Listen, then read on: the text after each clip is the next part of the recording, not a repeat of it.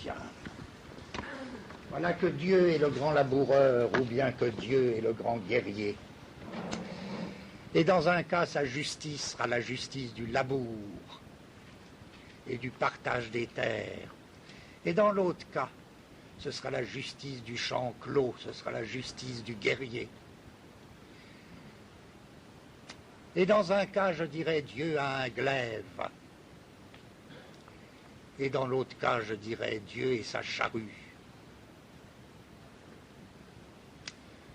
Et dans un cas, je dirais, je suis l'humble épi de blé. Et dans l'autre cas, je dirais, je suis le guerrier de Dieu. Bon. Qu'est-ce que ça veut dire? Dieu est le grand guerrier, Dieu est le grand laboureur. J'entends bien qu'il ne l'est pas à la lettre. Je ne suis pas bête à ce point-là, moi paysan, moi guerrier. Qu'est-ce que je veux dire quand je dis le glaive de Dieu? J'entends bien que Dieu n'a pas un glaive. Alors qu'est-ce que je veux dire? Qu'est-ce que je délire? Puisque je sais bien que c'est pas vrai. D'une autre manière, je prétends que c'est vrai. Je veux dire, je prétends que Dieu a un glaive éminent. Éminent, qu'est-ce que ça veut dire ça? Et si je suis un pasteur qui conduit ses brebis sur la montagne, je dis que Dieu lui-même est la plus haute montagne. Voir les textes dans l'Ancien Testament. Que Dieu est la montagne des montagnes. Bon, mais j'entends qu'il est éminemment montagne. Ça veut dire quoi ça, éminent? Comme dit Spinoza spirituellement, si le triangle pouvait parler, il dirait que Dieu est éminemment triangulaire. Éminemment triangulaire, ça veut dire quoi? Là, il a en vue quelque chose, Spinoza, il ne dit pas ça pour rire, il s'adresse à des gens qui, évidemment, à cette époque, comprenaient très bien ce qu'il voulait dire. Eh bien, c'est que la question s'est toujours posée, et du point de vue d'une théorie des signes du Moyen-Âge, ça a été un des problèmes fondamentaux de la sémiologie du Moyen-Âge, à savoir, comment pouvons-nous parler de Dieu?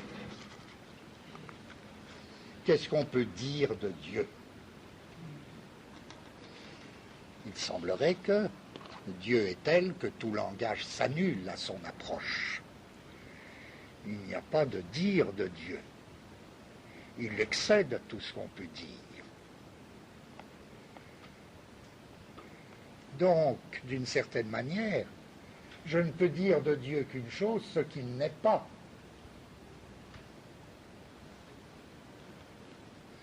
Je peux dire il n'est pas carré, il n'est pas ceci, il n'est pas cela, il n'est pas, etc.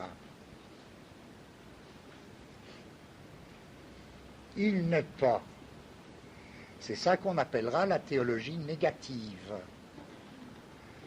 Je ne peux parler de Dieu que sur le mode de la négation.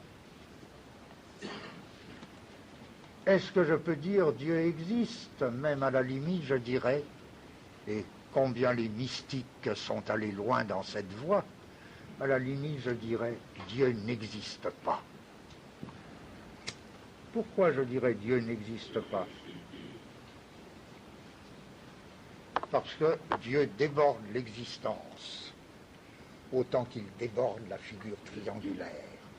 Et l'existence est encore un prédicat qui lui reste inférieur, inadéquate. Donc, à la lettre, Dieu n'existe pas. Ou alors, si je dis Dieu existe, je dirais il existe, oui, mais éminemment. Éminemment. Ça veut dire, à la lettre, en un sens supérieur, en un autre sens, en un sens supérieur.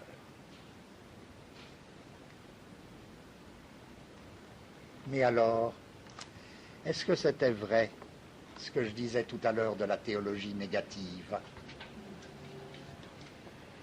À savoir, elle ne parle de Dieu que par négation. Elle nous dit ce que Dieu n'est pas, et elle ne peut dire rien d'autre que ce que Dieu n'est pas. Je ne peux même pas dire qu'il est bon, Dieu. Il est tellement au-delà de la bonté. Bon, mais c'est qu'un premier aspect de la théologie négative. Parce que je dis par la théologie négative ce que Dieu n'est pas, d'accord. Mais ce qu'il n'est pas, c'est en même temps ce qu'il est. Il est cela qu'il n'est pas. Comment ça, il est cela qu'il n'est pas? Réponse, oui, il l'est éminemment. Ce qu'il n'est pas, il l'est éminemment. C'est-à-dire, ce qu'il n'est pas en un sens, il l'est éminemment, c'est-à-dire en un sens supérieur au sens suivant lequel il ne l'est pas. Dieu n'existe pas. Ça veut dire Dieu existe, mais précisément, il existe éminemment, c'est-à-dire en un autre sens que toutes les existences que me présente le monde, en un sens supérieur. Dieu n'est pas bon, ça veut dire il est bon, mais il est bon en un sens éminent, tel que toutes les bontés de la terre ne nous en donnent qu'une très vague idée. Puisque lui, il est infiniment bon et que nous ne connaissons de choses bonnes que de choses bonnes d'après la finitude. Vous me suivez? Voilà que la théologie négative a inventé tout un langage où la négation est affirmation parce que l'affirmation est affirmation éminente. Dès lors, le signe, les mots de ce langage auront fondamentalement plusieurs sens.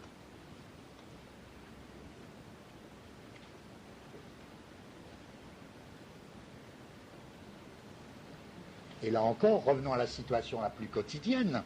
Vous voyez, chacune de ces dimensions du signe a les deux aspects. La vie quotidienne et la situation exceptionnelle.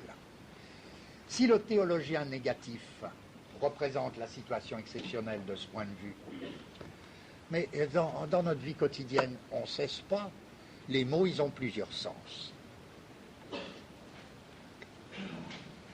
Les mots, ils ont plusieurs sens, ils ont beaucoup de sens. Alors, je passe mon temps, quand je parle, à dire « Ah oui, d'accord, mais en quel sens tu dis ça ?»